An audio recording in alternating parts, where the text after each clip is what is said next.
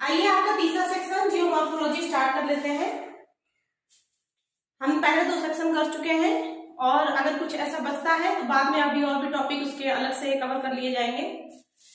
ठीक है, चलिए आज हम जियोमॉर्फोलॉजी स्टार्ट करते हैं। तो इसमें सबसे पहले हम पढ़ते हैं पृथ्वी की आंतरिक संरचना, इंटीरियर ऑफ अर्थ। आप बताइए, अभी तक अगर पढ़ते आए हैं तो पृथ्वी की उत्पत्ति कैसे हुई? आपने सब सिद्धांत पढ़े होंगे, है ना। हजारों वर्षों तक पहले जब गर्म थी तो हजारों वर्षों तक ठंडी होने में समय लगा, फिर बारिश हुई जिससे महासागर बने। उसी के साथ साथ ये देखिए इसके ऊपर क्या है, अपकेंद्री बल प्रभावी है। तो पृथ्वी कैसे लिखोगे आप अगर इसे पूछा जाए? इसीलिए मैं कुछ कोशिश कर रही हूँ कि आपको समझाऊं। लिखेंगे आप अपनी ही लैंग्वेज में, जो मैंने समझाया है उसे आप समझिए और उसके बाद मन से अपने सोचिए कि आपने क्या समझा, फिर आंसर राइटिंग करिए। उसके बाद 1-2 बार करेंगे, फिर कोई रेफरेंस बुक भी ले लेंगे तो आपको बहुत जल्दी समझ में आएगा। ठीक है, तो देखिए इंटीरियर ऑफ अर्थ में हम जानते हैं कि पृथ्वी के अंदर के बारे में हमें पढ़ना है। तो पृथ्वी अपने उत्पत्ति काल से ही क्या कर रही है, घूर्णन कर रही है अपने अक्ष पे वेस्ट टू ईस्ट। ठीक है, जिसकी वजह से कौन सा बल इस पे प्रभावी है? मैंने आपको फिजिक्स में अपकेंद्री सेंट्रीफ्यूगल और सेंट्रीपिटल फोर्स के बारे में बताया है और अलग से भी बताते रहते हैं। तो पृथ्वी पे अपकेंद्री बल प्रभावी है।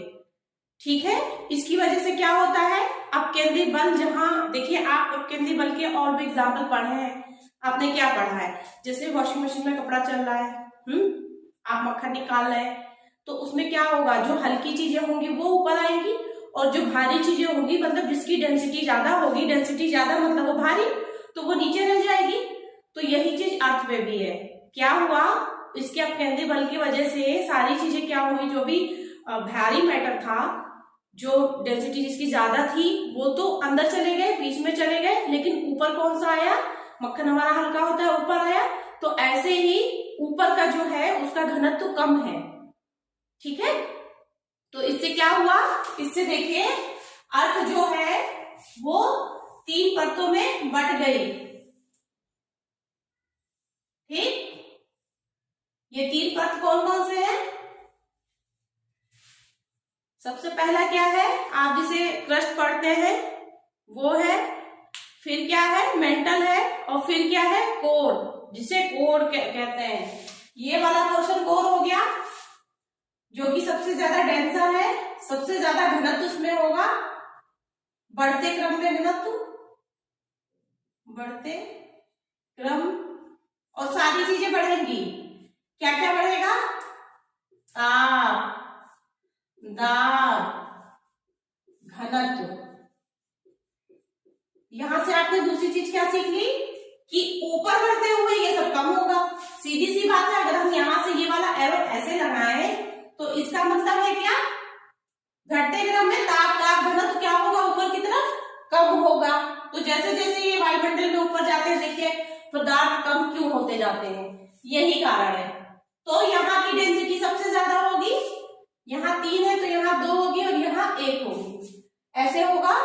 तो ये अवसादी, ये वाली जो है, जो पृष्ठ है, ये अवसादी परतों की बनी हुई है, सेडिमेंट्री रॉक्स है। ठीक है, और उसके बाद मेटामॉर्फिक, ये आपको रॉक्स में मैं पढ़ा दूंगी। सबसे नीचे क्या होता है, इग्नियस रॉक क्या होती है, इग्नियस रॉक एक बेसिक जो आधारीय रॉक होती हैं वो होती हैं, सबसे पहले वही निर्मित हुई हैं। वॉल्केनिक इरप्शन होता है तो क्या होता है, जो नीचे मैग्मा होता है ऊपर आ जाता है लावा, जिसे हम जानते हैं। आपने बेसाल्टिक रॉक भी पढ़े हैं, वो सब क्या है, वो बेस आधारीय है, आधारीय रॉक है, बहुत मजबूत होती है। इग्नियस रॉक सबसे स्टार्टिंग रॉक होती है, तो वो सबसे नीचे मिलती है और इसीलिए वो डेंसर भी होती है।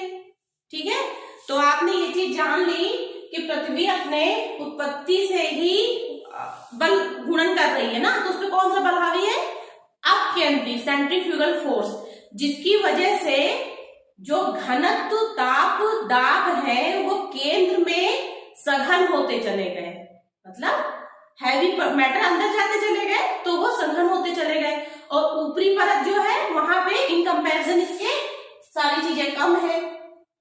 अब इसके बारे में पता कैसे लगाया जाए कि ये बात सच है, तो देखिए हमारे पास 3 साक्ष्य हैं। मैं आपको यहाँ पे कोई भी चीज फैक्चुअल नहीं बता दूं। देखिए मैंने अभी डेंसिटी भी आपको नहीं बताई, एक्चुअल डेंसिटी रटने जैसा कुछ नहीं है। दो चीजें देखिए इधर लिखी हुई हैं जो एक फैक्ट के रूप में है, वो आप पढ़ते रहेंगे तो याद भी हो जाएगा। क्या 32 मीटर की गहराई में नीचे जाते हुए 1 डिग्री टेम्परेचर बढ़ जाता है, ये रिसर्च बताते हैं, शोध ये बताते हैं। ये कोई फैक्ट नहीं है, ये तो आपको नॉर्मली पता होगा, बस मैंने यही लिखा है यहाँ पे। ठीक है, तो हमारे पास 3 आधार हैं ये जानने की कि पृथ्वी आंतरिक रूप से कैसी है, मोटी है, सघन है, रॉक कैसी है, रॉक टाइप कैसा है, सारी चीजों के बारे में, सब चीजों के अध्ययन के बारे में। तो वो 3 माध्यम कौन कौन से हैं? सबसे पहले तो हमारा ब्रह्मांडीय, ब्रह्मांड मतलब जो कि हमारे उल्का पिंड, देखिए हर साल पता नहीं कितने उल्का पिंड और पिंड गिरते हैं, ठीक है, उससे अध्ययन हो जाता है। लेकिन वो क्या पूरी तरह सच ही है, हमें अंदर तो वो नहीं, अंदर की चीज जो है वो कैसे पता लगेगी भाई उल्का पिंड तो ऊपर से गिरे। खैर, तो क्या इतना विश्वसनीय होगा? नहीं होगा। फिर दूसरा है कृत्रिम, कृत्रिम प्रमाण में जैसे कि आपने ये चीज अभी जानी, ताप दाब घनत्व, ये क्या होता है? कृत्रिम है, आर्टिफिशियल है। इसमें क्या होता है, कैसे ये आर्टिफिशियल है? देखिए आज हम बताते हैं आपको। ये बात सच है जो ये बताई गई है, लेकिन इसके साथ साथ कुछ और भी चीजें हैं जिनके बारे में हमें नहीं पता है, और पता है तो कोई दूसरा सिद्धांत लगता है। भाई आइसक्रीम के ऊपर अगर आप प्रेशर बढ़ा दीजिए तो वो गलती नहीं है, गलना पॉइंट सबके अलग अलग है ना। तो कुछ चीजें यहाँ पर भी ऐसी हैं, कुछ ठोस है, कुछ लिक्विड स्टेट में है, कुछ प्लाज्मा है। प्लाज्मा चौथी अवस्था होती है जो कि लिक्विड, ठोस और गैस के अलावा होती है, ठीक है, अर्ध तरल।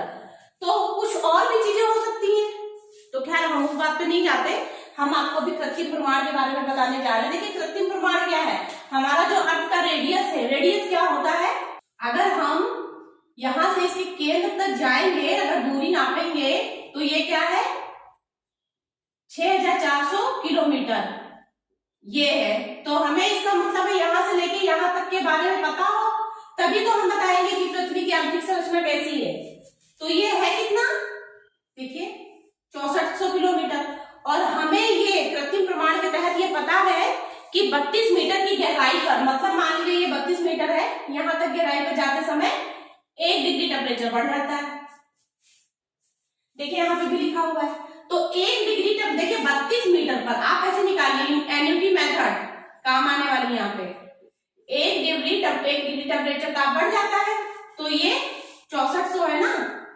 अभी आपको मीटर में ही करना है, तो इसलिए 1000 इसमें मीटर बढ़ाएंगे बराबर करने के लिए, यूनिट सेम होनी चाहिए यूनिटी मेथड में। तो देखिए आप कैसे निकालते हैं, जो चीज पता करनी है वो यहाँ पे, जो चीज पता करनी है वो इसके साथ में। तो चाहे आप 60 ये करके 1000 ही लिख दीजिए, चाहे उसी में ऐड कर दीजिए, देखिए करके आप खुद। तो हम कितना टेम्परेचर निकल जाएगा? ये 32 है, 64 है, 2 टाइम कट जाएगा। अब देखिए 2 1 या 2 हो गया, इसके आगे आप 3 इधर 2 इधर 5, 1 2 3 4 5, कितना हो गया? ये टेम्परेचर निकाल लेते हैं हम। तो ये इतना टेम्परेचर हो गया 2 लाख डिग्री सेल्सियस।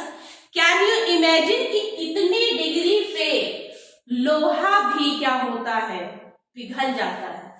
अगर हम इनके रिसर्च को, हालांकि ये रिसर्च तो सही है, लेकिन मैंने जैसे कहा ना कुछ और फैक्टर्स भी होते हैं, वो हमने नहीं यहाँ पे कंसीडर किए।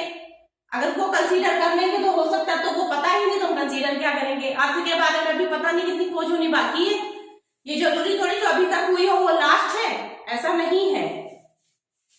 तो ये अगर हम मान लें तो देखिए इतने ताप पे तो ये बिल्कुल कल्पना करने योग्य ही नहीं है, अविश्वसनीय है। क्योंकि हम, एक कहावत है, हाथ कंगन को आरसी क्या, पढ़े लिखे को फारसी क्या। इसका मतलब होता है प्रत्यक्ष प्रमाण। भाई आपके हाथ में कंगन है, शीशे में देखने की क्या जरूरत है? खुद देख लो। कहने का मतलब अगर ये सच होता तो हम लोग जिंदा होते, ये पृथ्वी गल चुकी होती। इसका मतलब ये प्रमाण जो है वो सत्य नहीं है। हमने क्रॉस वेरीफाई कर लिया, कैसे? अपने दिमाग का इस्तेमाल करके कि हाँ हम लोग ठीक ठाक हैं। तो ब्रह्मांडीय में उल्का पिंडों का अध्ययन पर्याप्त अध्ययन नहीं है, क्योंकि हमें और भी चाहिए। अगर हम इनकी बात कर लें कि अंदर तक तो हम जा नहीं पाएंगे, हम थोड़ा सा कहते हैं ना सैंपल ले लें और उसके अकॉर्डिंग हम स्टैटिकल एनालिसिस करें, तो वो भी गलत है। यहाँ तक जाना पॉसिबल नहीं है, कहाँ तक कौन कैसे जाएगा खोद के, ठीक। तो हम इस पे कल्पना करते हैं तो ये भी कल्पना शायद गलत है, क्योंकि 2 लाख डिग्री पे तो क्या होगा, पृथ्वी तो रहेगी नहीं, पिघल जाएगी।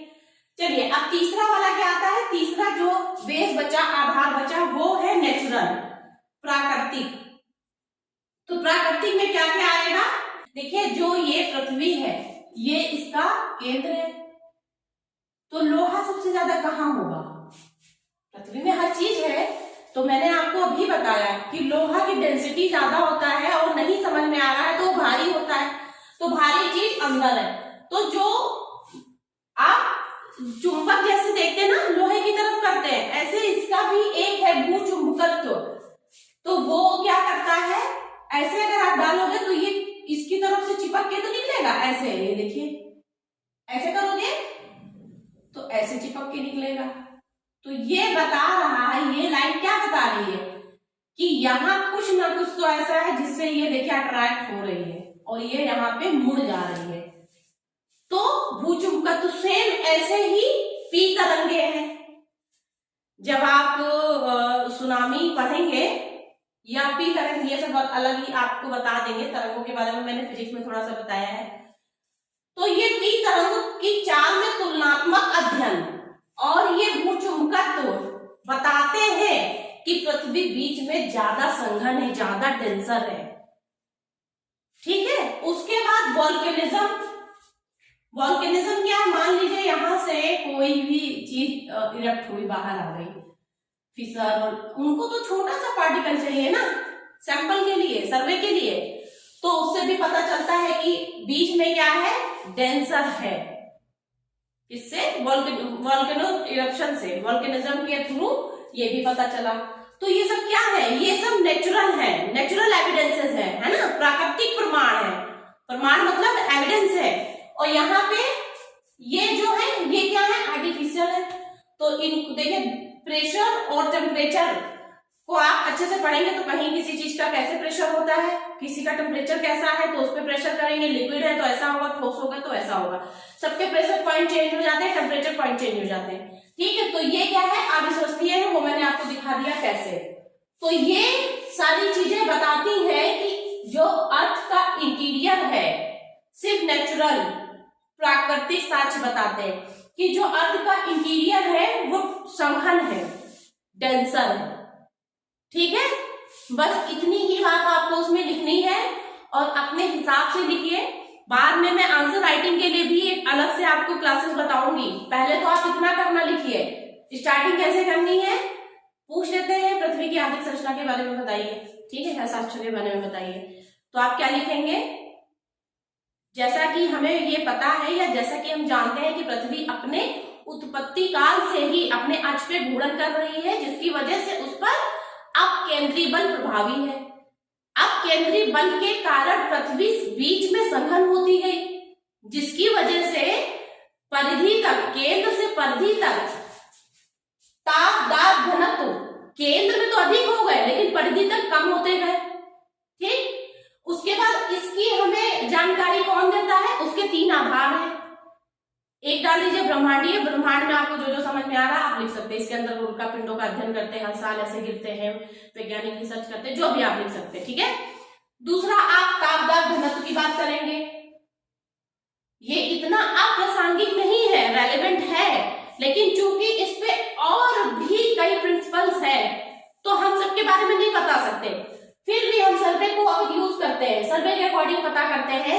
तो हम क्या निकलता है, 2 लाख टेम्परेचर होना चाहिए केंद्र में। अगर केंद्र में इतना टेम्परेचर होगा तो हमारी जो पृथ्वी ठोस अवस्था में है वो ठोस अवस्था में नहीं रह पाती।